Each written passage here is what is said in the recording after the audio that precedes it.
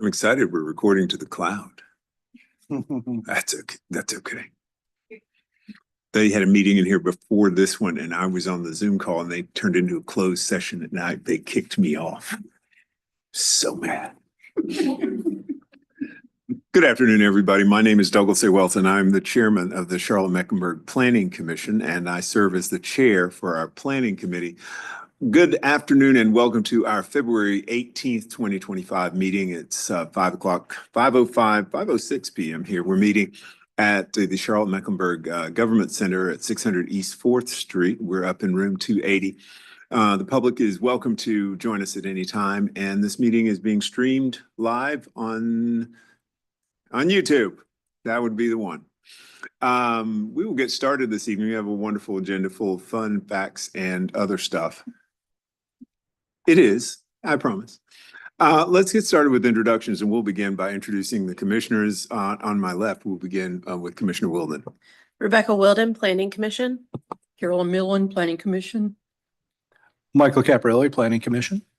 Tara Nisdell, Planning Commission. We will do staff introductions, and we will begin with Ms. Henson all the way to the right. Erin Henson, planning staff. Kathy Cornett, Planning Staff. Jason Pauling, planning staff. Zenia Duhaney, planning staff. All right, thanks very much. Those are all of our introductions. As our first order of business, let's take care of approval of our minutes for the January 21st meeting. And do I have a motion for the disposition of those meeting minutes? Wilden, motion to approve. Millen, second. That motion's been made by Commissioner Wilden, seconded by Commissioner Millen. All those in favor, please say aye. Aye. Any opposed? That passes unanimously, and our minutes will be enshrined in whatever they are, amber for forever and ever and ever. We will begin now with our 6 mandatory referral items here. Do we have any questions, comments about those mandatory referral items? We are waiting for Commissioner Wilden to discover her question. That's kind of fast. All right. Anybody else got any questions, comments? Yeah, go for it. Just a question and confirmation on mandatory referral 25-10. I'll give folks a chance to get there. It's a lot of, I think there's several purchases, or I'm just trying to figure out are they all a collection of the red boxes versus the teal box? And the reason why I'm asking is because of the use for it. So. Yeah, I can. Yeah, I was gonna say it's 2 different properties, but yeah. Yeah, that's why I was trying to. So the next map probably, that's the Pegram 1727. Is that's correct, I believe. And then the next one is, go one more there, and then that's the Dundee. And I was just trying to, on the Dundee, are they all for the same purpose for the type of housing proposed for single family home with the auxiliary dwelling units? Is it across both parcels? Same purpose? Yes, my name is Caroline Fortney. I'm with the City's Charlotte Real Estate Division. Both of these properties we envision being used to develop one single family home with an ADU on each respective parcel. And with the affordable housing component for 15 years maintenance. So I just That's correct. Just want to make sure that I had that right when I was going Yes, through. they would have affordability requirements and restrictions in place for at least 15 years. I just want to compliment city and staff about this effort and trying to find active and creative ways to increase housing for all residents in Charlotte and Mecklenburg County. Thank you very much. No further questions. All right. Do we have any other questions or comments? If not, can we have the slide that needs to be read? Do I have a designated reader, Ms. Wilden? Because Melissa's not here. Oh, found. The planning committee reviewed mandatory referral reports 25-05, 25-06, 25-07, 25-09, 25-10, and 2511 on February 18th, 2025, and have no additional comments for the submitting agency. Thank you very much. All those in favor of the red text for the mandatory referrals, please say aye. Aye. Any opposed? That passes unanimously, and those who came to hang out because we do mandatory referrals can do that thing you always do and leave the room. Thanks, folks. See you for a few minutes again next month. All right. Yeah, of course, it's gonna snow tomorrow because Melissa's not here. That's not long. Yeah. We have, our guests this evening are from the UNCC Urban Institute, and we are being visited by Lori Thomas, who's the director of the Charlotte Regional Trust, and Sydney, and I'm gonna go with this, Sydney, and please forgive me if I screwed up. Idzikowski, did I get it in the ballpark there? All right. All right. Yeah. And I reached out to them because, you know, in the work that we do here with the Planning Commission, data is very important to us in various and sundry ways, and we get it from different people. I'm interested in this idea that the Urban Institute has gathered up a whole bunch of data in one place. And so now we're going to get to find out what they've gathered up and how it can possibly be useful for us. And ladies, I will turn it over to you and take it away. All right, thank you very much. I'm really looking forward to this conversation and hearing from you all. One of the things we really love to do is see this be put to work. This is an investment by the university and by the state and our salaries to actually support our broader community. And so we're excited to be here. So what we're going to do today is kind of talk through what we've been working on at the Urban Institute and the Charlotte Regional Data Trust and tell you a little bit about both in case you're not familiar. Thanks. Yep. I still hear a little bit. A little too close to the speaker. Do you want us to skip? This way. I can be quiet for once. Don't worry. Perfect. Is that better? Okay, yeah, it feels better. Okay. Not like. So just, I would love to see, actually, I thought that first agenda was going to take forever. So we were just kind of settling in back there. So I would love to see just how many folks are familiar with the Urban Institute? Okay, great. Is that everybody except for Michael? Everybody? Yeah, I'm in the ETJ. We're not allowed. Okay, well now you will no longer be a virgin after No, this okay. meeting, just saying, okay. So we will be glad to tell you a little bit about the Urban Institute. And actually, oh, I can't change slides. Will you please, next slide, thanks. The Institute is 55 years old. I know you can't see this on the slides and can be shared with you. And the Data Trust, the Charlotte Regional Data Trust is 20. So we've been around a while. And really the things I want to point out on this timeline are just a couple of ways that we've really been present in the growth of Charlotte-Mecklenburg. And you know, one of the things I would point out is let's see, what was the thing I was going to point out? Let me find it. So we the city actually asked Dr. Owen Furseth and the Institute at UNC Charlotte to actually conduct the City Within a City study in 1997. That became the precursor to a quality of life report that became the precursor to the Quality of Life Explorer. So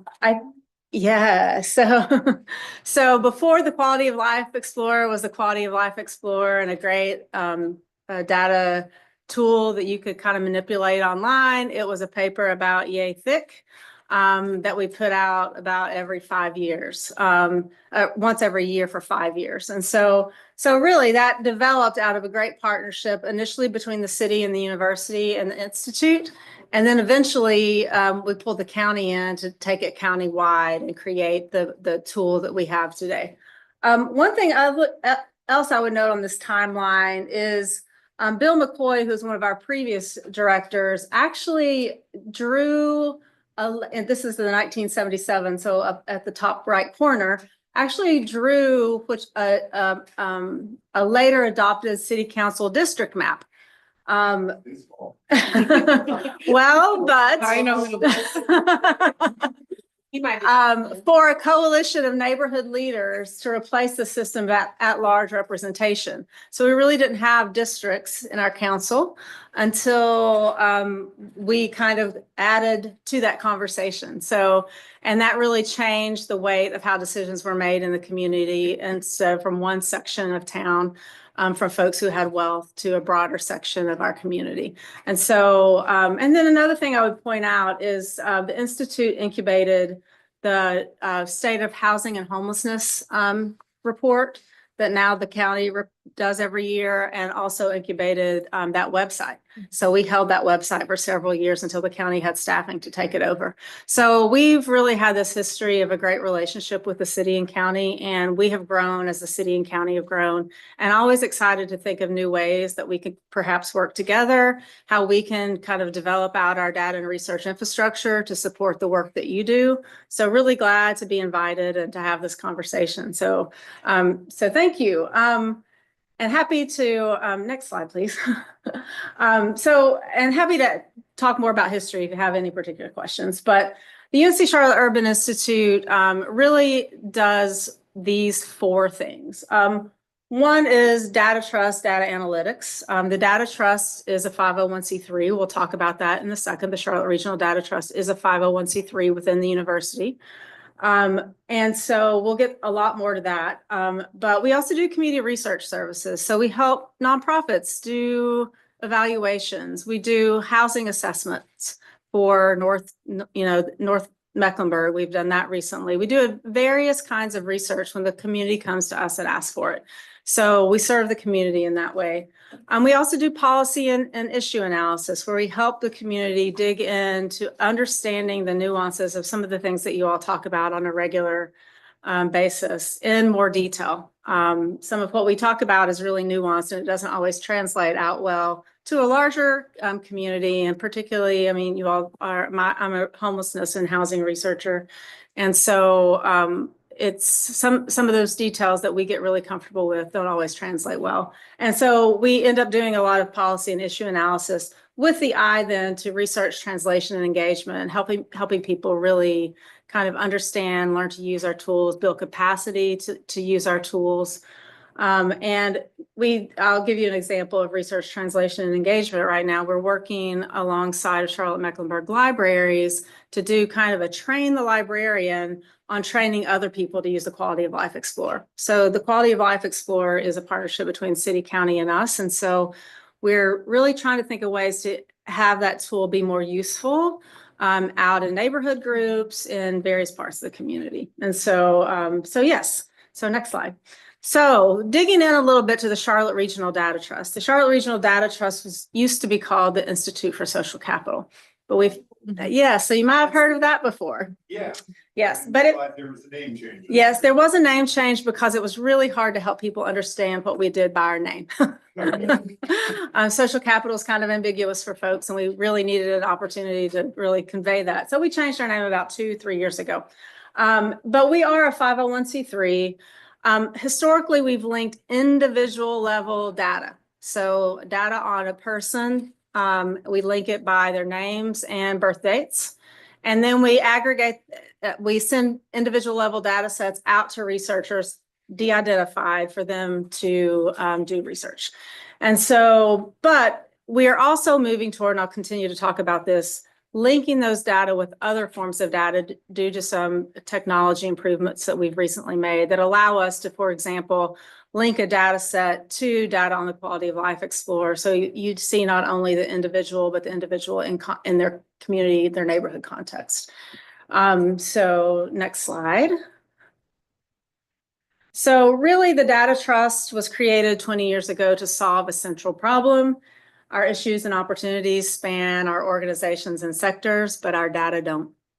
And so whether we're talking about homelessness and housing, transportation, the need for transportation, economic mobility, whatever we're talking about, usually we are having to pull, and you all staff will know this well, you're usually having to pull together multiple forms of data in order to understand and make sense of the issues in front of you. And so we were created 20 years ago to really solve that in terms of children and families. Like we knew, and the people who came together to do this were United Way, county, CMS, I'm missing somebody. Oh, it'll come to me. Foundation. A Foundation for the Carolinas, thank you. All came together to say, hey, we know these programs are serving the same people, but we can't look across the programs to really understand if the programs are working, we really just don't have broad understanding. And so the Data Trust was created for that purpose. And so you all may have a sense of why it's hard to connect data across these silos. They're trapped for very, very, very good reasons, right? There's news playing out right now about private data that people are concerned that is getting into hands that aren't prepared to use it and see it, right? So there are very important privacy concerns about our individual data that we take very, very seriously, and we should take it should be hard to get individual data on each of us, right? So that's a good reason that data get trapped. Another good reason that data get trapped are just the time constraints. Sometimes it just takes a while to meaningfully make data sets talk to one another in a way that makes sense. Mm-hmm. And then often, particularly when we're talking about human services, which is where the Data Trust started, it is such a fragmented system. So you have a lot of services provided by, for example, Mecklenburg County, what was historically known as DSS or CSS. Plus you have nonprofits who get government contracts to provide services. Plus you have some for-profits in that sector.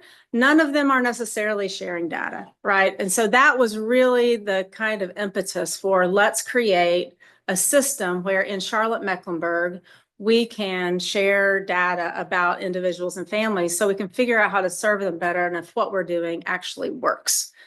Next slide.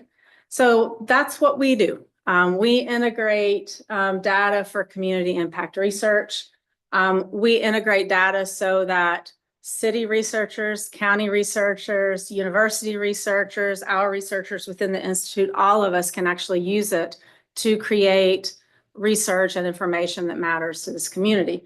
And so we do, and a lot of this Sydney does, is just the ongoing work to tackle those legal, technical, and the ethical requirements we have to share data. We are tackling that behind the scenes on a regular basis. And so I'll give you an example of why that's important.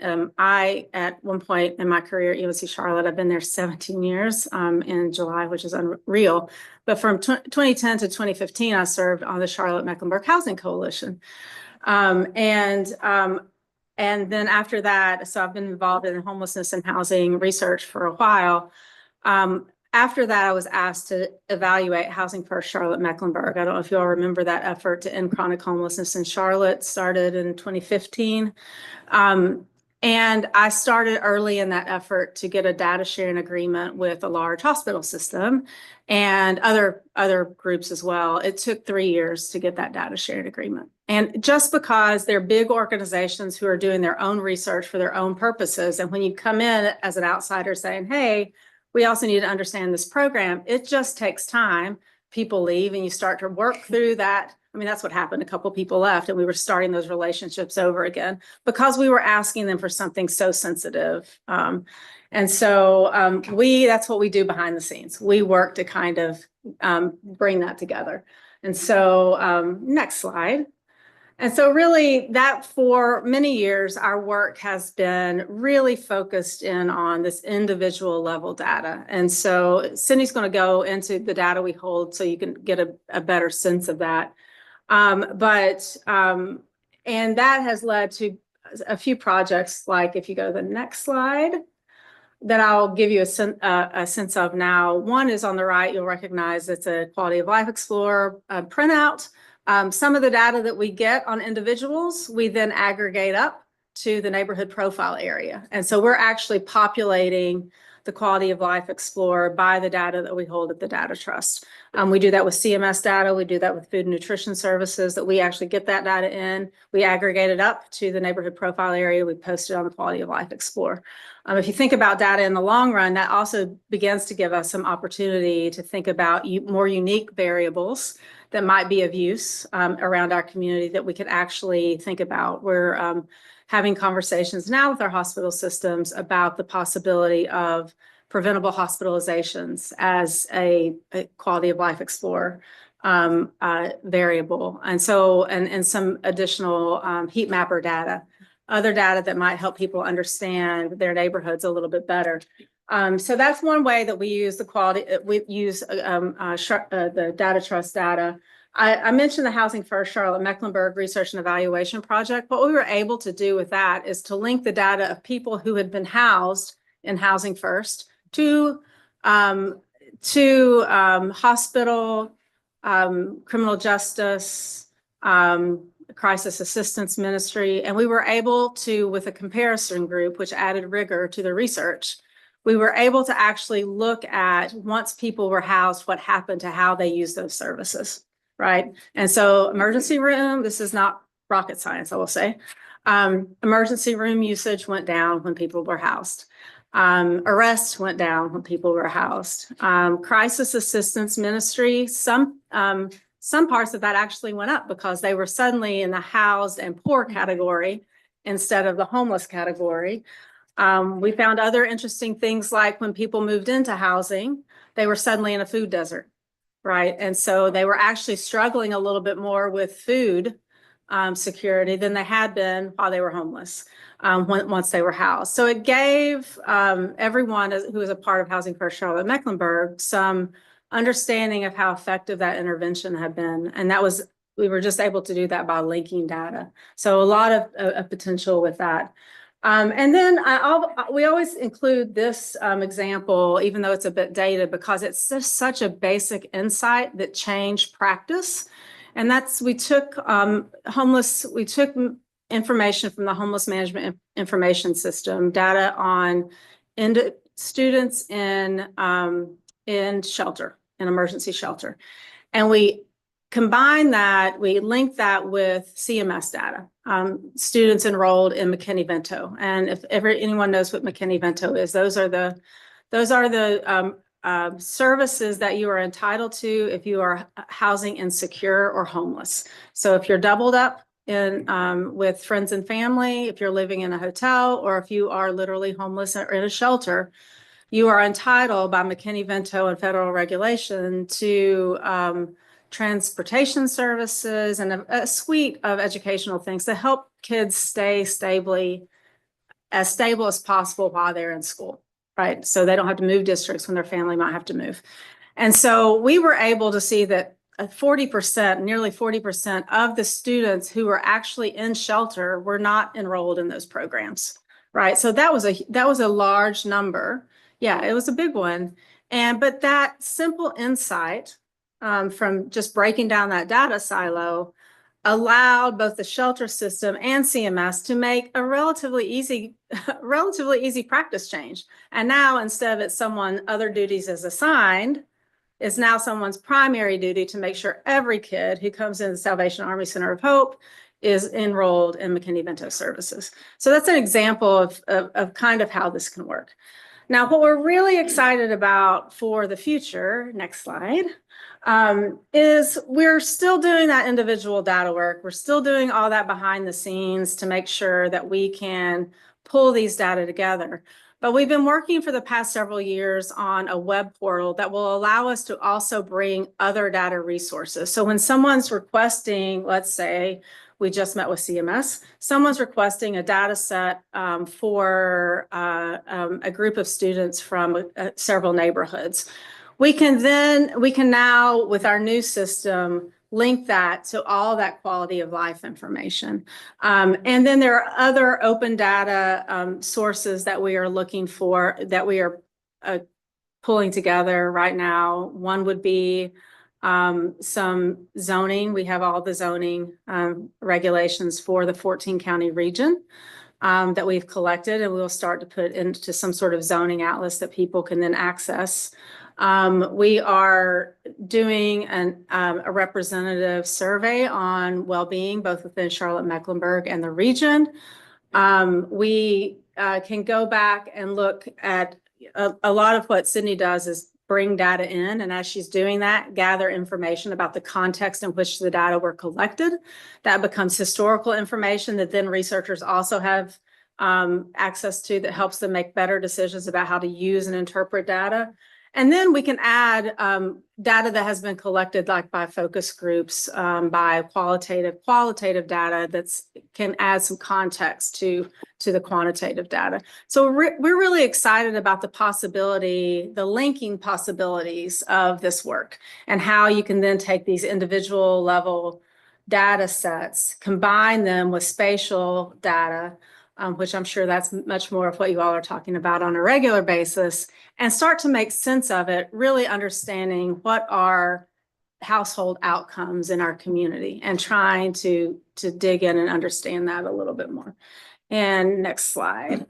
So what we're really trying to do here is create a community data infrastructure that makes it easy for groups like yours, public servants, for city staff, for county staff, for our nonprofit partners, to access data that otherwise is really hard to put together. We want to be as much of an easy button as data can be for people. And so we're excited to be able to work with the community in that way. And we're really I put this up here because I think you all can really kind of sense these are really the domains of the Quality of Life Explorer. And if you go to the next slide, you can see that this isn't actually pie in the sky, that we already have a lot of data sharing relationships built. And so let me orient you a bit to this page.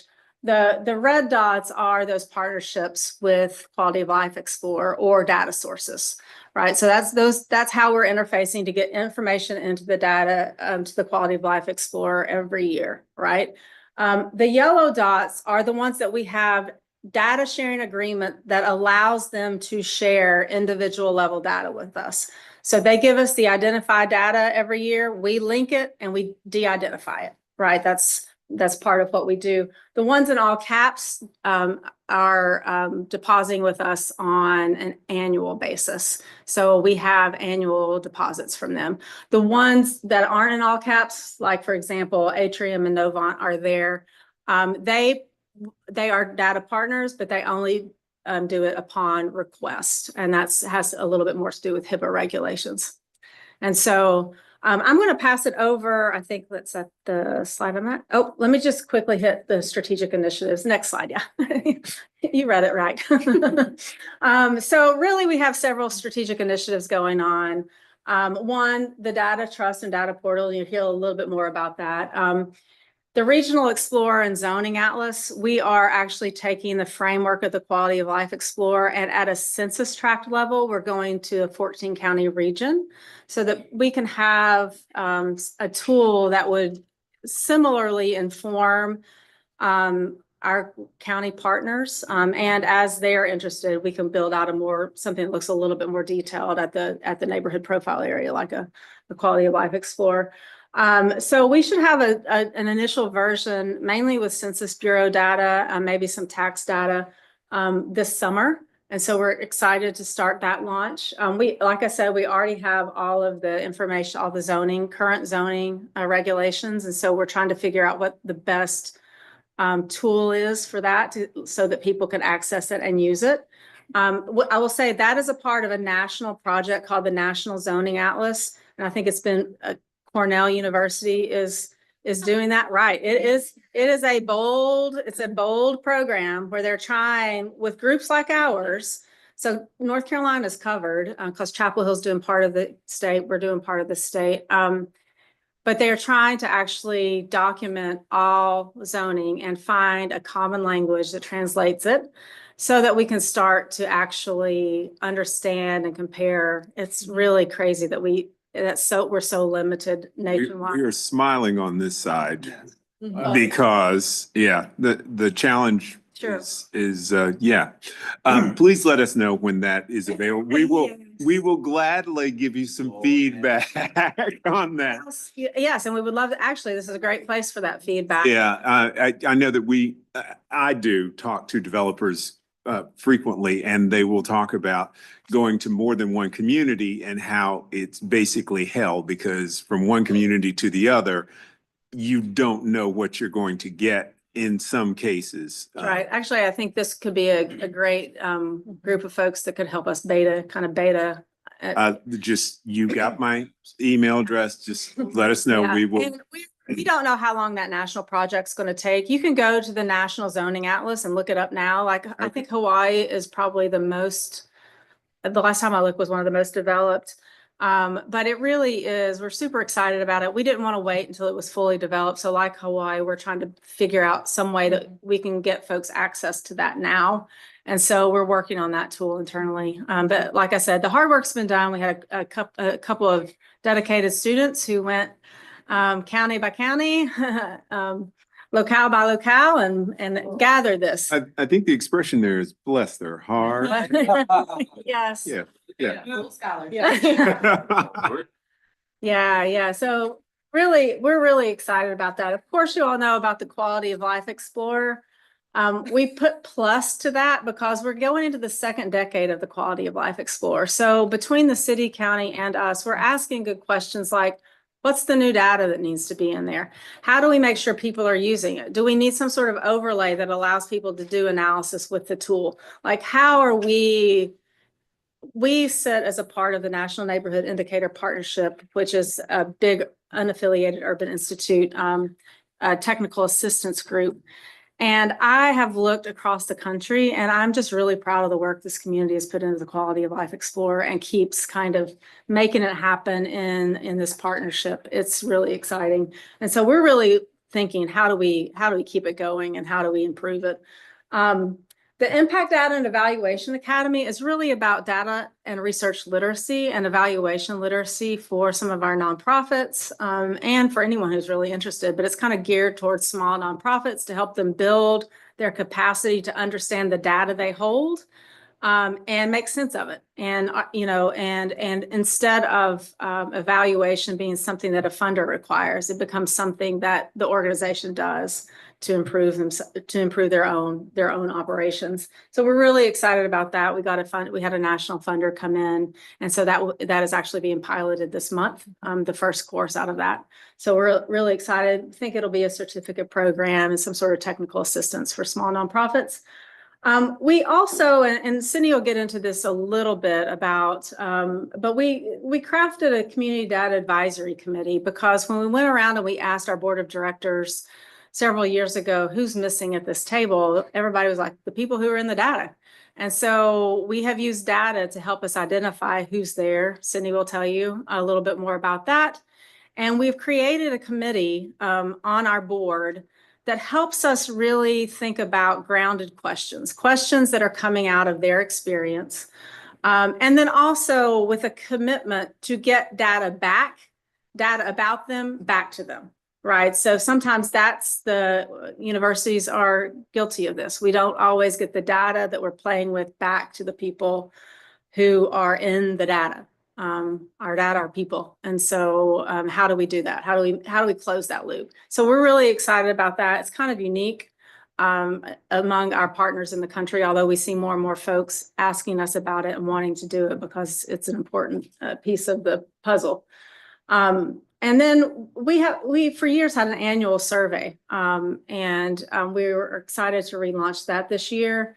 particularly looking at local and regional well-being. And so all of these are strategic things that we're working on now.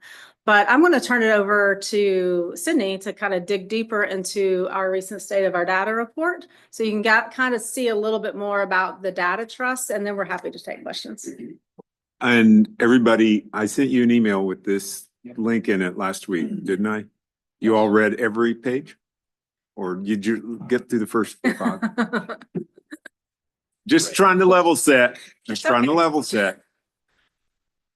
Ms. Wilden is an A student, A plus student. So yeah, you don't have to talk to her level. Personality higher. don't worry. We always need one. Hey.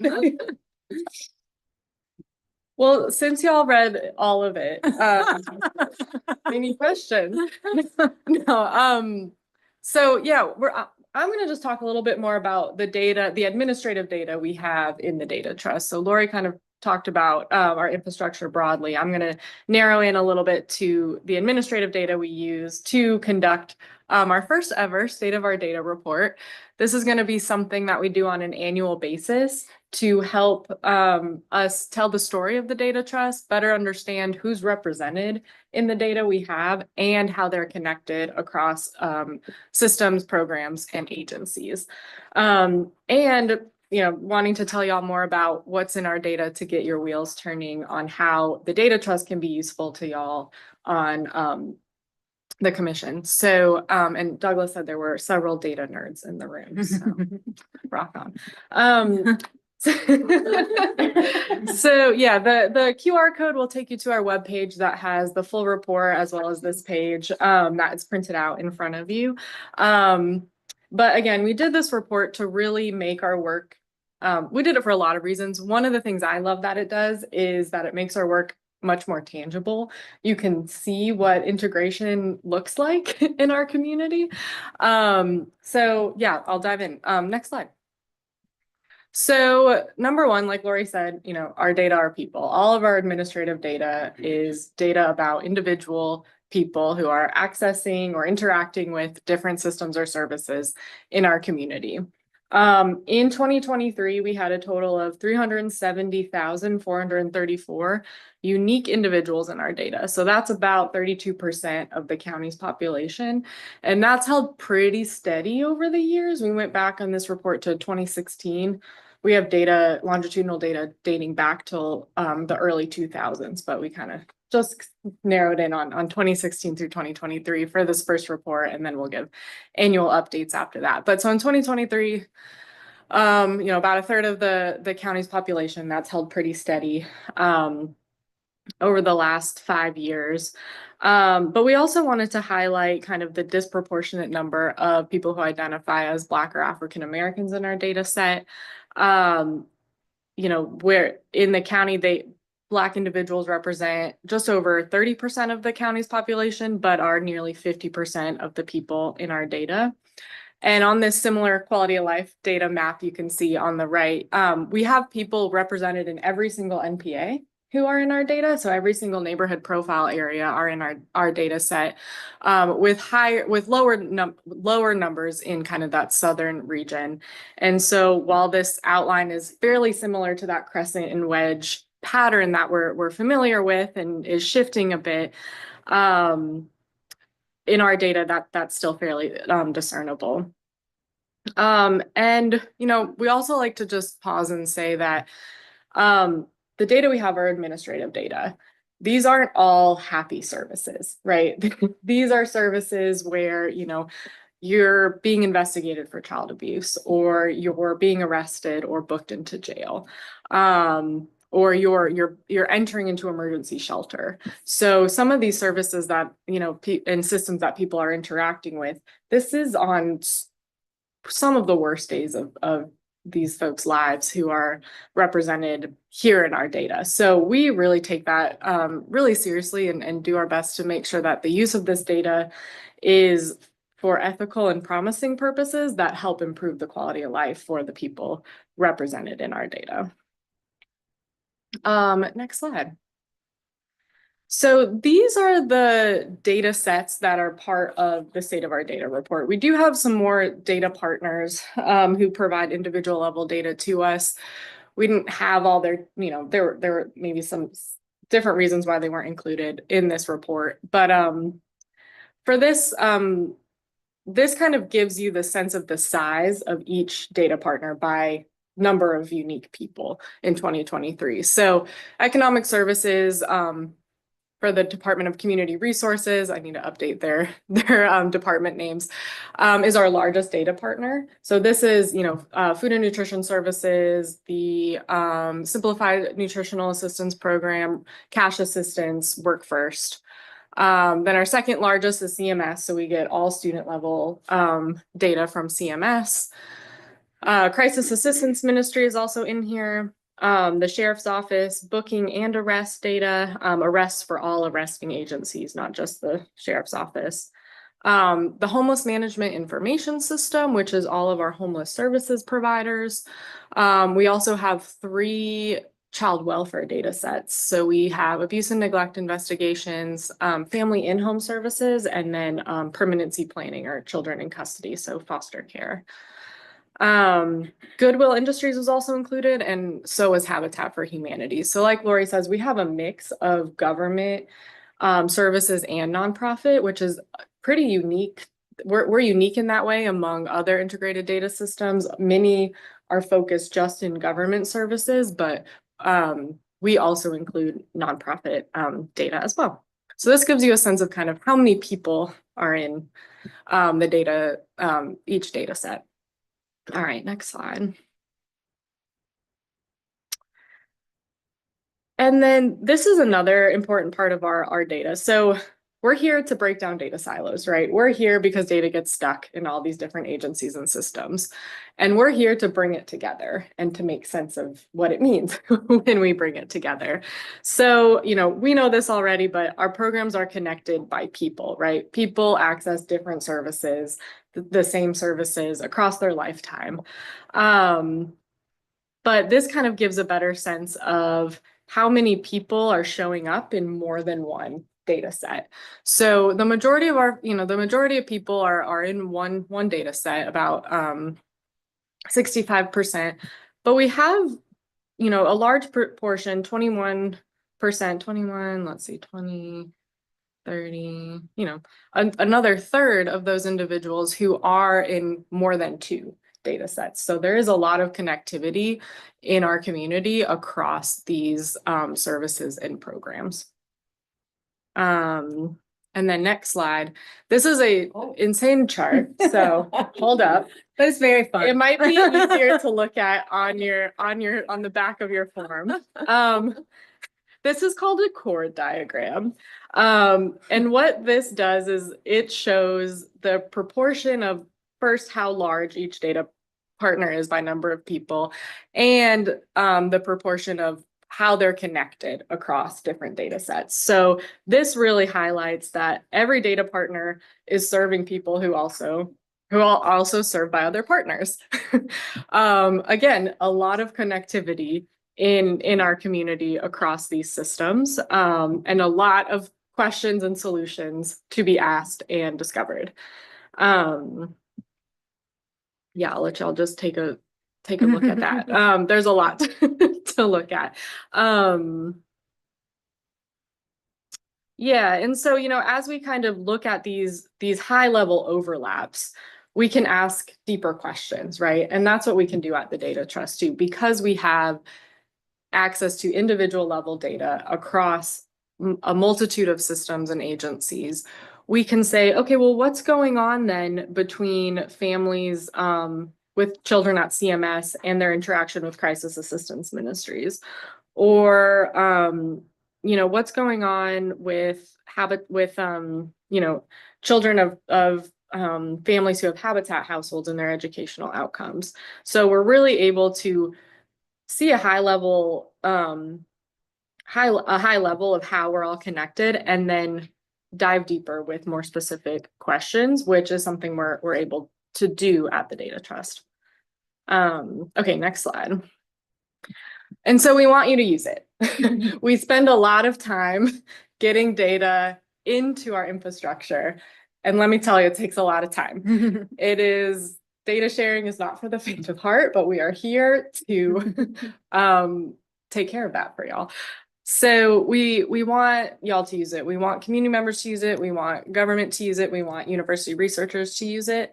And how you do that is via a data license request. I'm your girl to go to if you want to make a request, but you basically fill out this request. This is a snapshot of our soon to be launched web portal where you will be able to make all those requests, manage all the requests online instead of in my inbox. But this is super exciting. So I'm here to help anyone complete kind of a data license request, help move through the process. All of these requests are reviewed by our Data and Research Oversight Committee, which is made up of individuals who represent agencies who share data with us. So this is how all of our data partners retain oversight over their own data. So no data is being used or released without the okay of our data partners. And there's a little bit of variation in how long those requests take, but we review requests every month. And they have a 2-week review period to review those requests. And then if you'll go to the next slide, we're in the process of moving all of our data documentation to our new website, but this is kind of the placeholder for now. This is a very lovely Google folder that has tons of information it has all of our code books. It has a lot of contextual information and notes about all of our data partners who are involved. So this link in the presentation will take you there to this where you can peruse to your heart's content over the available data and the questions that can be asked and answered with it. I do want to highlight a few new / upcoming data partners that are in the housing space that may be of interest to y'all. So we just brought on the data from House Charlotte, so the down payment assistance program. We're working on making that requestable, and we're loading it into our system right now. So we'll be able to do more research on homeowners in our area. Another new data partner is the Housing Collaborative. So this is a group who receives referrals from homelessness agencies, and they help place people into rental housing, either via different subsidies or market-based, but they do administer a number of different subsidies. So again, kind of we're building out our spectrum of the homelessness to housing continuum in the data that we have. So that's another one that will help us better understand what it takes to gain stable housing in our community. Another one that we're working on is Enlivian. They've been a partner for a while, but we're working on getting more regular data from them. And then, potentially some more research around, around renters and the Housing Trust Fund and things like that. So yet to come, but yeah, those 3 partners, House Charlotte, Housing Collaborative, and Enlivian are those that we're actively working on. We have the data for House Charlotte and Housing Collaborative, and we're working on Enlivian. So I know that was a lot of things, but if you'll go to the next slide, we kind of wanted to just leave a little space too of, how do y'all envision this type of data helping inform the work that you do, or questions you have, or people in your circles have? We're here as a resource. So how can we be that resource? How can we support y'all? So questions about any of the presentations, but also we're interested in this question from y'all. So I think that's all we had. Yeah. Thanks, ladies. Do we have questions from the commission? We're gonna let, Got one. he's Capriati's the junior member. Yeah, I'm the junior member. Junior member. Yes, So we're gonna let him go first. I'm the junior Charlottinian. I've only been here 6 years. Curious, and I understand police data systems. Why are you only capturing the arrest and booking data? Because it's a process. So we're talking about incident data.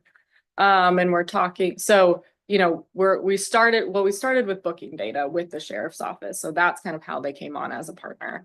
But, you know, just as we're working to build out the housing spectrum, we want to build out, you know, the justice spectrum, kind of the entirety of all these systems that we work within. So incidents is definitely one we're talking about. Calls for service is another.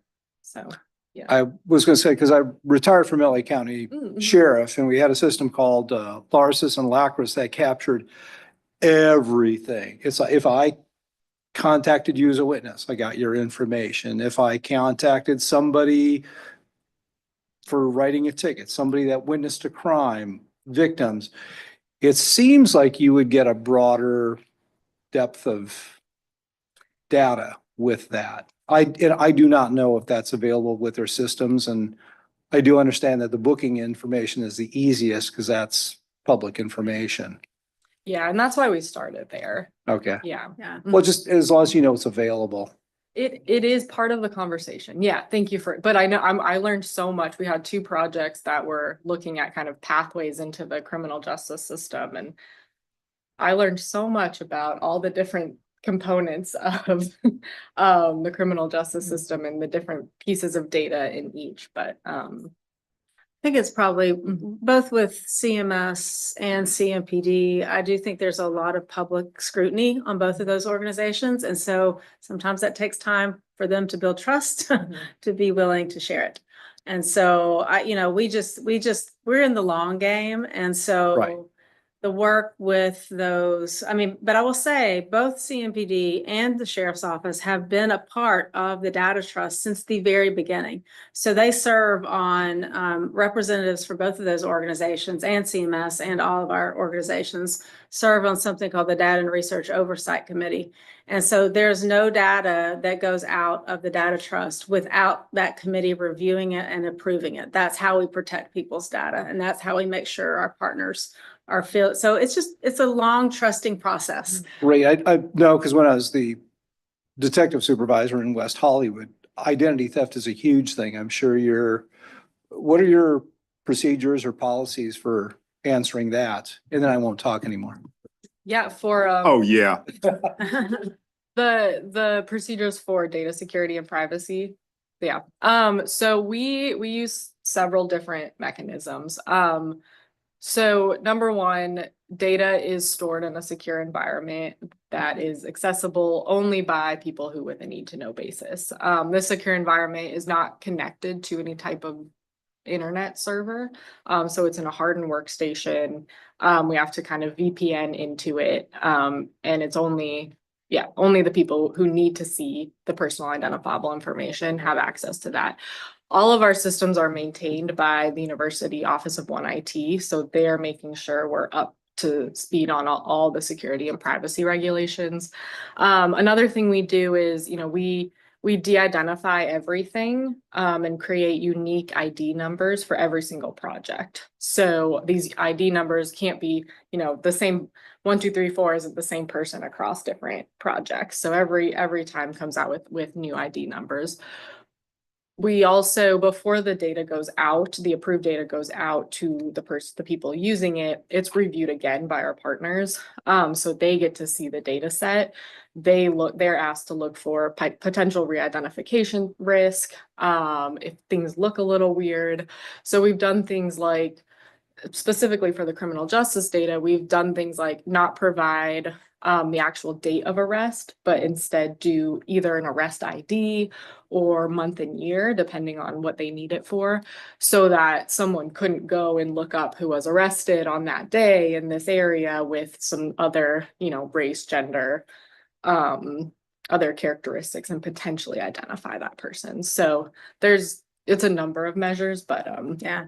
Mhm. And legal contracts with the Mhm. people who use the data. So they sign away saying they will not attempt to re-identify. And that might seem like something, but they are legal contracts. And I will note that part of, I think the way that we really ensure the protection of our data is our general counsel for the university actually sits on the board. And you know, if the person who is most risk averse in your system is actually figuring out the way to make it work. So it's been, that is always a way that we can kind of relieve people's concerns, is that we're not going to do anything that puts the university or you at risk. We are really taking the protection of these data very seriously. Yeah. Yeah, good question. Commissioner Wildman? Okay. So in looking at, you know, like the full report, it looks like y'all do a lot of almost like policy suggestions without being too prescriptive. What are some of like the biggest wins that y'all have like policies that y'all have like, we're gonna volunteer you to do this sort of thing, that y'all think have had like the biggest impact? You know, I think so. Sometimes what we're doing is so applied that it's at the practice level, like the example I just shared. I will say and I'll just use my research area because I know it the most, when I came to Charlotte from Richmond, Virginia in 2008, Housing First wasn't done here. It was very new. Moore-Place hadn't been built. We weren't talking about housing as a solution for homelessness. I think being able to use integrated data over time has been the folks who are on the ground doing that work, both in the county, city at the time, it was the Housing Coalition as well, and the nonprofits like Roof Above have been able to use the research to advocate and prove that their programs are working. So I think that, to me, that's a personal one that I know the best. But I also think, you know, the way we approach policy recommendations is we're trying to bring forward what we're seeing in the data and then synthesizing what we're also seeing in the larger scientific literature and trying to bring that forward so people can access that and then look at their own context and make those important decisions. Sometimes it's clear. I mean, the evidence mound about housing being a solution for homelessness is quite extensive. But sometimes it's not clear. Sometimes those policy solutions, I mean, and just to take another step back, I was listening to the UCLA housing podcast. If any of you nerds want to listen to that. You win. On my drive, I'm from East Tennessee, so I was driving back yesterday from East Tennessee, and I was listening to, it was just a whole section about kind of what we know about inclusionary zoning and how that can raise the cost of housing elsewhere, right? It still might be a policy tool we use, but there are implications for using it. Yeah. Often what we're jumping into is more like that, with the contraindications that really need the context of whoever's going to use the data to put it to best use. So while I think it's our work to help people understand, you know, here's what the data said, here's what it means in a research context. You need to help us understand what it means in your context.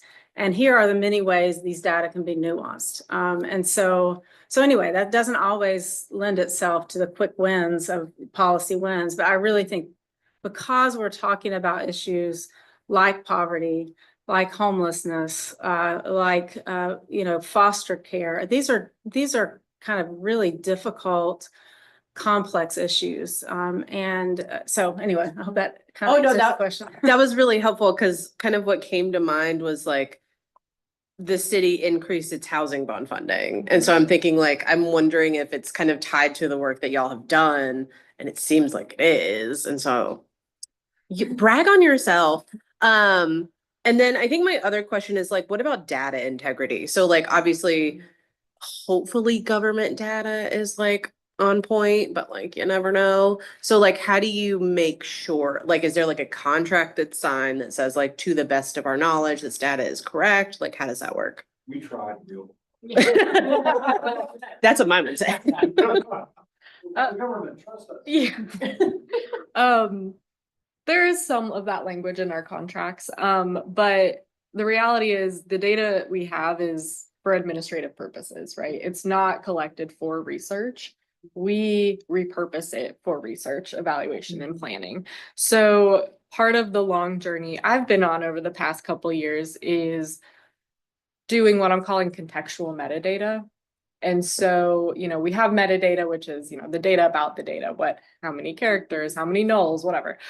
But because our data is so nuanced and because there's programs and services and policies and actions and eligibility behind all the data that we have, I've been really working to put as much of that information into our data documentation so that people who are using the data know what this program is setting out to do, know who's included and not included in the data based on different eligibility, know how policy and programs have changed over time that may impact what they're seeing in the data. And we also, as part of our kind of new web portal launch, we're putting out data partner dashboards. So all of our data partners will be able to get really good and in-depth feedback about the quality of their data. So looking at, how many nulls or how many missing entries are there in each variable? What are the summary statistics of each and every variable over each and every year? So that they're able to get that feedback in a way that's much more that's usable and actionable, hopefully for them to say, oh, I wonder why we're not collecting this. Or, oh, maybe we shouldn't be sharing that because it's not something that we collect anymore. So people shouldn't really be using it. So I try to stay in, I have my friends in all of our different partners. So I try to stay in really close contact with them so that I know if something is changing, that we can at least document what that is so people know about it. Mm-hmm. And then my last comment was just how to support the planning commission. Honestly, this National Zoning Atlas is like blowing my mind right now. Like the filters on here, I'm like, oh my God. I can like filter for like missing middle housing, and then I can be like, oh, look, there's like this developer that wants to build missing middle housing here, or no, they don't. So I'm gonna give them hell. But yeah, no, this is absolutely amazing. But I like the idea of almost using like a subset of us as like a beta. I think that would also be like, no, I'm looking at Charlotte. Oh, yeah, they have us down. Yeah, girl, we fancy. It looks great.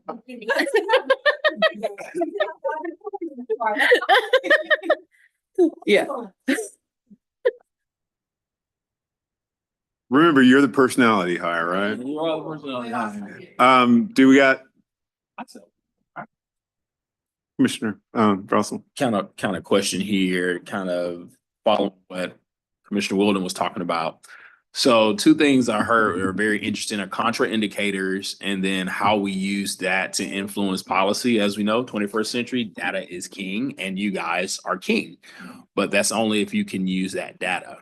What I'm interested in is this contraindicator and then policy prescription, because I think all too often at the local level, municipal level, we make policy changes and then there is no follow up on that. Right. What impact did it have to do X? We just kind of go off of what our neighbor said across the fence and Wilson says across the fence, and we take it as gospel. So understanding that, how possible is it to say, hey, if we change, and I'm throwing this out here because this is a planning commission meeting. If we change, You already stole my question. I'm sorry. Go. If you change the zoning, how many more units of X do you build more versus Y that you don't? And is there a way to kind of put that information in somebody's hands?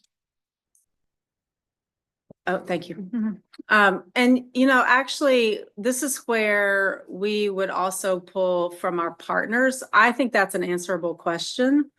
But I will tell you that is not like I'm a homeless researcher. So what we would do at the Urban Institute is we'd reach out to our colleagues at the Childress Klein. What's that name? It's Childress Klein Center for Real Estate. Yeah. that, who do a little bit more of that type of research. And we would partner with them to try to answer that question. I think those are answerable questions. I think one of the things that we struggle with when we're trying to use research to inform policy is research can take a while, and usually people need the policy answers quickly. And there's always a mismatch. That's always like the academy mismatch to what you all on the ground leading. And so the questions might get tweaked a little bit, but I think more of the rub there is creating enough of a runway so the research can get done. Because sometimes I think we move on so quickly. I mean, I feel like, we had moved on. We kind of moved on by the time the Housing First project was done. We were on to the economic mobility at that point. I mean, like, it was like, whoa, what was Housing First Charlotte-Mecklenburg? It's all economic mobility now. So it's like, we also kind of have to train ourselves to have a long enough runway to pull in some researchers to do a little bit of some additional work so we can do, answer some of those questions. And we would certainly be engaged in questions like that, particularly as it might impact the outcomes for particular communities, right? And I'll say too, like, that's one of the value adds of integrated data systems like the Data Trust. So we have robust longitudinal data. So we have a lot of historical data where we get data updated on a regular basis. So, at that point of the policy change, you'd be able to know, okay, what were the trends before? Because we can go back. And then what were the trends, up to 5 years after. Still takes time, but that's something that, you could use this data for. And if I'm not going to say too much about this because this is in process, but we are working on the possibility of a housing tool. And so once if that clears and we are the selected site for that, it's a national tool, we'll come back and have a conversation because I think you all would be very interested in a tool it was actually featured on this podcast I was listening to too. And so anyway, if we're a site for that, I think we'd come back, which would in more of a modeling way, answer that question for you, allow you to kind of manipulate variables and kind of figure out, okay, if we shifted this, what would happen with these assumptions held constant. And so, anyway, but we do, one of the benefits of kind of us partnering with city, county, nonprofit partners is all of us are pretty much generalists at the Institute in some way or another. And we have this great playground of folks who dive deeply into some of those things. And so for housing data, I would always have Dr. Chu on the line saying, hey, how can you help us understand this a little bit better? And so and again, the power of that to bring the longitudinal individual level data to analyses like that and understand how those could work together.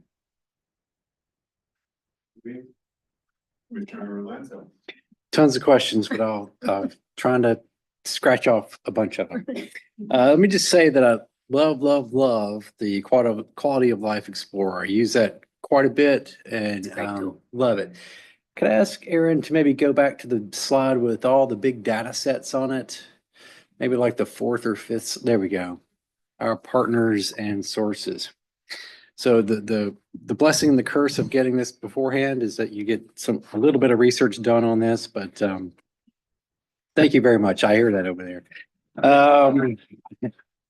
On your transportation, one of your programs for transportation, it looks like the last data set you have is from 2014. And that's percent of commuters for counties. And there's got to be a better data set than 2014. With that, I'm going to stick to this kind of data set as a reference that we need to maybe take a look. And I know we want to expand and focus, but we also have to maintain and update your data as you go along for the transportation. Now look at this list and guess what the smallest list is, and that's the one that I'm most focused on because it affects affordability, it affects commuting, it affects economic mobility. All the consumer and tax-based services really center around our ability to move live, work, and play in our community. So with that, we have data sets in the city of Charlotte where we have bicycle pedestrian counts for the light rail blue line. We see in that data set that more people use that rail trail than use every other system of public transportation for the Charlotte area transit system.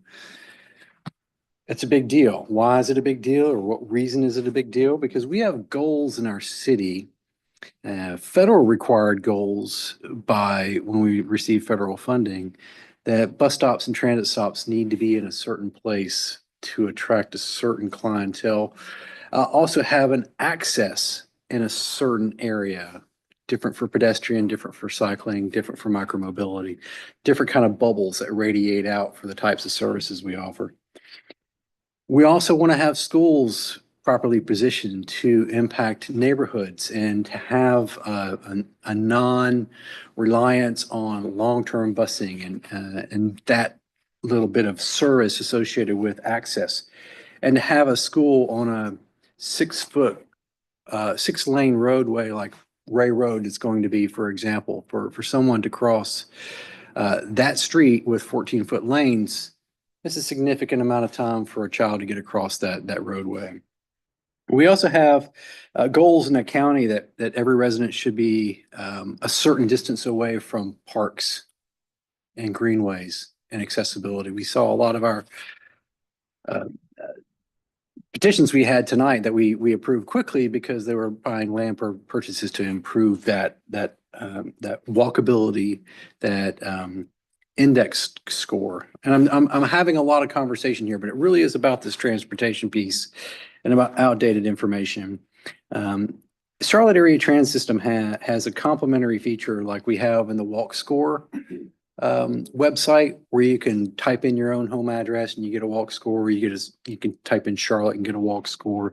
We have a transit accessibility data set by the Charlotte Area Transit System, and I think we need to have them do a big, what did you say the category was, all caps? Yeah. We need to have all caps for the Charlotte Area Transit System. And coming back to a complementary piece, and I'll stop Mr. Chair on this one pretty quickly now, but coming back to that initial piece for outdated information that we've seen, but the transportation information management system needs some love and care there as well, because it relates to how we manage schools, access to schools, crossing the street to schools, those kinds of things. But what we want to try to see, and one thing that's also glaring for me, is that when I use the Quality of Life Explorer most recently, so impressed that you use the tax base to establish impervious surface as a new feature for the Quality of Life Explorer. Wow. I think everybody who was on zoning knew just how much that impacted me. Like, that's exactly what I need. I need that data set to understand how we manage our tree canopy, how we manage our capital services, our transit services. Everything kind of centers around that tax-based information. What was glaring to me is that we didn't have access to the Charlotte data portal. So here's where I'm going to close the loop. The Charlotte data portal gives so much information around bus stop locations, whether or not your community or this spot or this zoning district has sidewalks or not, and what percentage of that. So I would love to see more integration, more capitalization in the transportation section, because the data is there. I'm banging my head. I've got scars and I'm on my knees, and I've got scabs on my knees too. So it's crazy to kind of have that drawn out. Every time we have a rezoning, I'm asking CDOT for a traffic impact study analysis. That's out there. Those kinds of data pieces are out there that would help us maybe add your sources to make a more robust transportation inclusion into economy and work. Transportation inclusion into the environment in which we live, transportation inclusion into educational access, and to safety and justice, health, those kinds of things. If you have a cluster of obesity and then you overlay a transportation, say there's only 1% of sidewalks in this cluster, there's no ability for people to exercise and engage other than rely on a vehicle. If that same cluster of obesity, for example, doesn't have access to transit or parks, we see this kind of connection there. So that's the curse, the blessing of giving me an opportunity. I see I've lost our chair, but he's snoring over there. But I gotta So, tell you, the Quality of Life Explorer is so important to me, and I really Yeah. appreciate that project. first of all, thank you. And I think these kind of conversations about uses and data sources is exactly what will take the quality of life effectively into the next decade. We honestly just automated the back end of the quality of life 2 years ago, right? Otherwise, it was just being updated by students every year manually. So we've got that 10 years behind us. We have the next 10 years. And what gets me excited about that is, yes, we've identified another variable of our 83 variables that's behind, and we need to get updated, and we'll work on that. But the other piece is, I think it's conversations with people like you who actually use the data and know the transportation data well, who Dr. Liz Morrell, who's our director of public policy research, I'm just going to connect her to you because I want her to have that conversation with you. And then she is guiding our entire team around how are we bringing the Quality of Life Explorer up to this next decade. And so that's one piece of it. The other piece that I think is so important is when we have folks who have kind of detailed questions like this, I think it's good to have conversations about how someone with your expertise overlaps with this kind of individual level data on school outcomes. Like, so you just generated, I was trying to keep count, like 10 research questions just sitting there, right? So there are research, I mean, though, yeah. And there are researchers who want to answer them, right? So, but I think that's really what's important function, I think, for the Data Trust Board is we ask some questions that we can from kind of an academic standpoint. The university can do that. What's so valuable about the Data Trust Board and this connection into our community and our partners is you ask questions that you need to answer for the work that you're doing in community, right?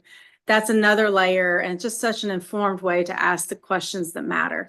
And so I just think, who do we need to pull together among a couple of our data sets to like literally what's the intersection and what are the questions and the data that we need to answer good questions about the intersection of transportation and health, the intersection of transportation and education, the intersection between transportation and housing, the intersection between housing and justice. What are those things that we could be asking that we're not asking in our community because we've not had the right partners together because our partners are siloed like our data are, right? And so how do we create opportunities? And I think that's a part of our work at the Institute too, is to invite those opportunities for people to come together and say, hey, if, school system, education researcher, if we knew this as a transportation planner, then I could do X. And then those kind of questions lead to research that matters in our community. So I was excited to hear what all you're saying, and we'll work on that. We do have a few partners, and we've taken a few data sources down that are just delayed because we haven't been able to update them. But thank you for pointing it out. Yeah, we'll look into the sidewalk data. I'm looking at the open data portal and there's definitely sidewalk data there. It may be that it's in a different format than we were. So I'm literally checking on it right now. She's typing the email as we speak. I will just say this about Commissioner Lansdale, and I know that there are 13 other commissioners who will say exactly the same thing. No one cares about transportation and the issues that are involved in that in our work than Terry. No one. And that is just simply, Terry is definitively our expert at this thing. And I hope that you guys are able to connect, get him in a room and just let him talk or something. And the transportation box will get bigger and there will be capital letters in it because that's what Terry is very good at. Commissioner Millen, do you have a question or two? And then we'll come back to Capriola. Thank you. This is extremely eye-opening, so thank you very much for being here. It's more of comments. With the numbers you're showing and everything, is there a way to show some of this data that is generational? Is it cause and effect from generations of homelessness or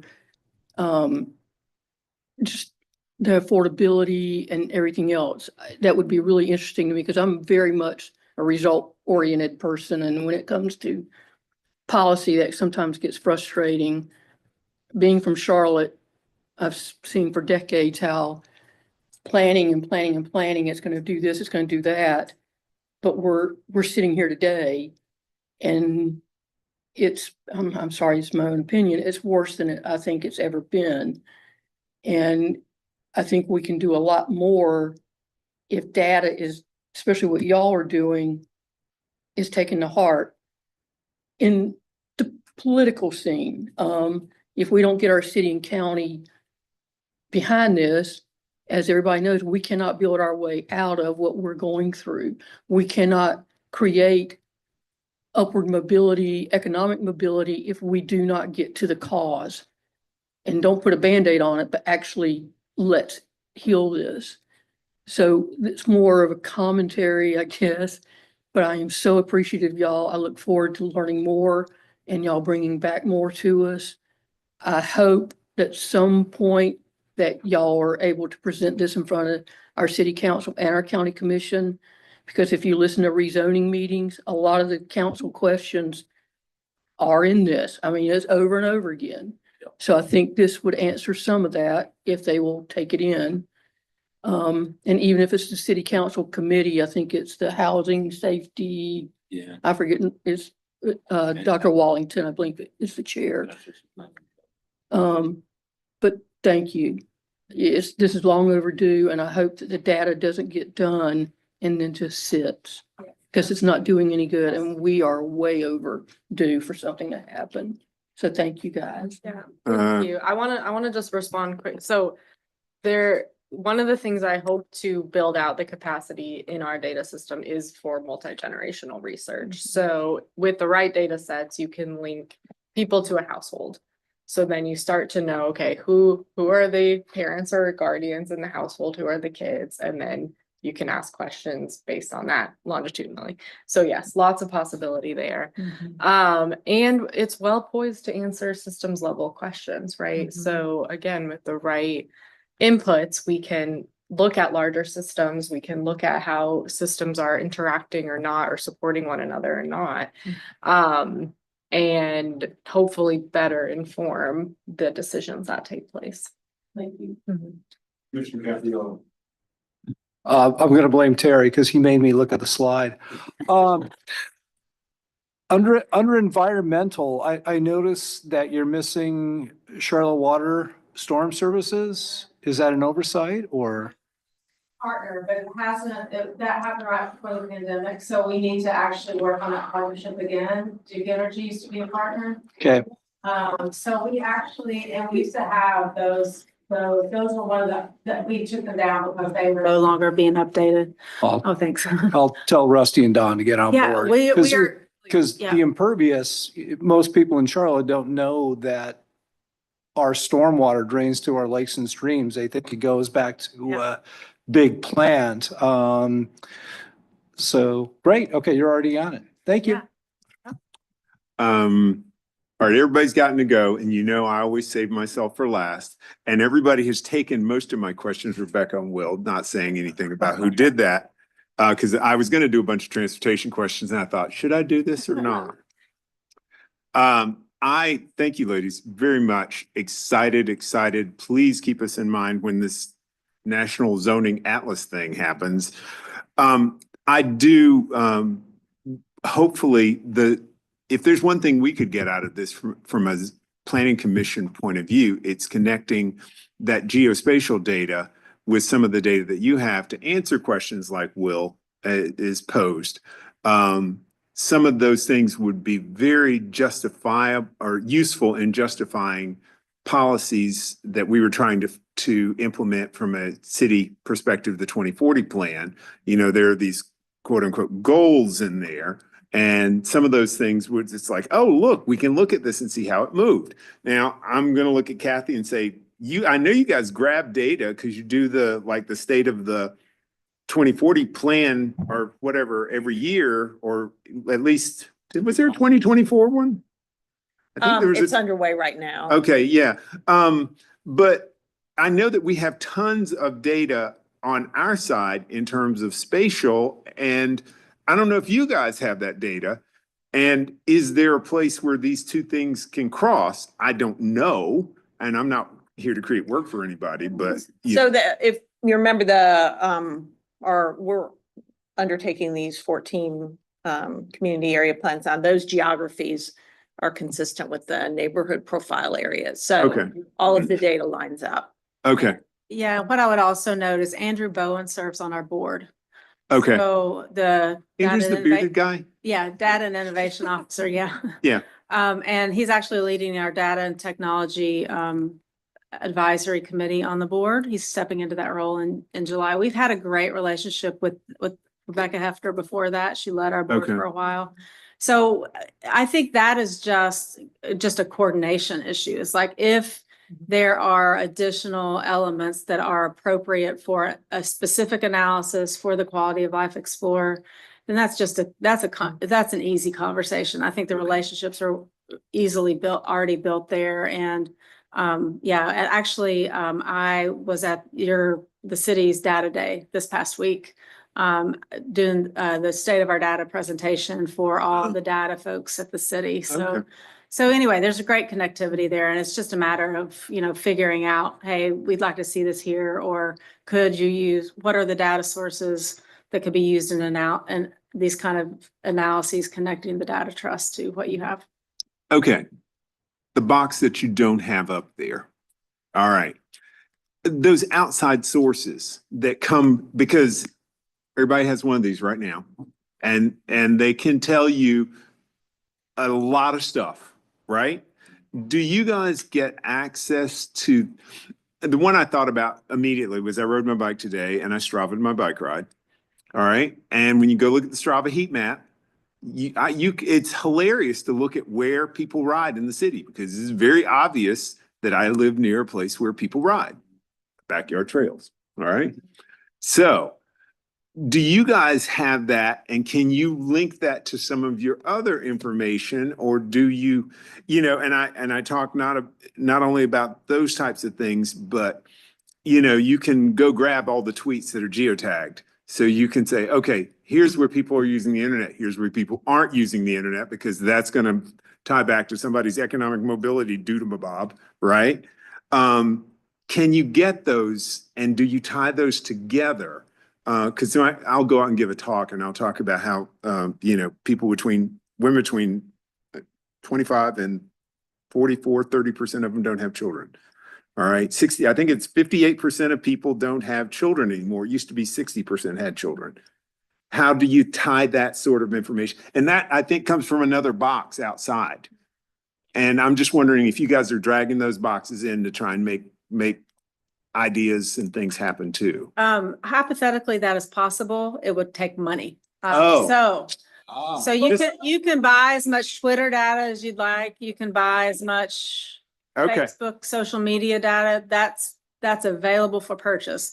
We do not have those depth of pockets for a short time. I think it was like, when did I start working at the Institute? 2018 to maybe 2021, they kept it updated. We had Twitter data on the cloud at Computing and Informatics, and they were doing analyses off of it.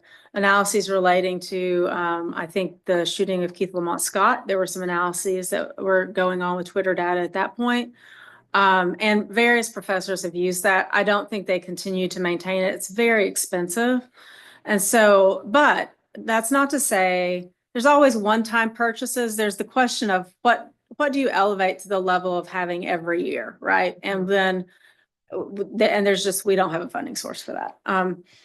But there are the questions of, hey, we've got a great research question and we want to know this.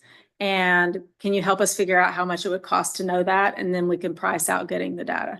But we just have to buy it. I mean, social media, it is a. Yeah, I mean, I got some checks. I still have checks left. And our last question of the evening will go to Commissioner Lansdale. NCDOT has that mapping feature for cell phone usage, and it has a pedestrian and bicycle component that you can request access to. And to be Little did I know. clear, so that's for the record, Andrew Bowen has the mapping for all roadway impervious surfaces as of July 14th of this year. As I mentioned earlier, no one will dispute that Commissioner Lansdale is the man. Transit genius. I'll repeat it if you want us to put that in the car. You know, you guys have, I'm very grateful that I actually reached out and got the call through and got two for the price of one. And lots of ideas have been stirred up here tonight, I think. And we will definitely have you guys back or call us that we will beta test. And like I say, I sit with developers relatively frequently. And that whole thing about, you know, how do you do this in Concord versus how do you do it in Charlotte versus how do you do it in Lancaster? Yeah, that's real simple. Maybe not. But thank you very much. I'm gonna end our question time there. If commissioners have other questions, you guys can ask the ladies. They'll still be here. I think that we are almost at the end of our agenda. I'm going to mention one more thing for you all. Hopefully next month-ish, we're going to be in community area planning, Playland, or something like that. And I sent you a list that told you which ones were yours, right? Yeah, Rebecca, it's in your it's in your email. It's in your email. I can, okay, whatever. But one of the things that's going to happen is the planning committee has to approve and make a recommendation on the community area plans before they go to city council. And when they go to city council, there will be a public meeting. Is it public hearing? It's public comment. Public Prior- comment. And you do that happens prior to you all making a recommendation to council. Yeah, but you know who gets to sit in the chamber when that public comment's going on? Yeah. Us. Yeah, so that I will tell them, we'll put up a little card. Personality hire is not here tonight. But what that means is that sometime late in April or maybe early in May, we will all get to go to the Monday meeting with city council, and we can all dress alike. We can get t-shirts and perhaps the little bunny ears or something like that. It doesn't really matter, but we have to hear the public Actually, I think last time when we did it with the UDO, we got to sit up on, we set up on the dais. So yeah, it's definitely going to call for t-shirts. Oh, God. Anyway. Yeah, I'm just trying to inform you all. And then this is where it goes to. That is what it is. But as we get closer, that date will get solidified, and we will make sure that you guys have more than enough time to be prepared for that. That will be a one-off kind of a thing at that public comment. Okay? I said that right? Yes. Thank you, Kat. You're just here to make sure I don't say stupid stuff. As if that was going to happen. Our next meeting is on March 18th. It's the fun thing about February and March. All the days are always the same. Yes. It's exciting. That's, again, we're about to go into, I believe our next 3 meetings, we're going to be heavy into community area planning. So get ready to share that love, everybody. Otherwise, do I hear a motion for us to adjourn the sucker? So move. All right, we're out of here. Thank you very much, everybody.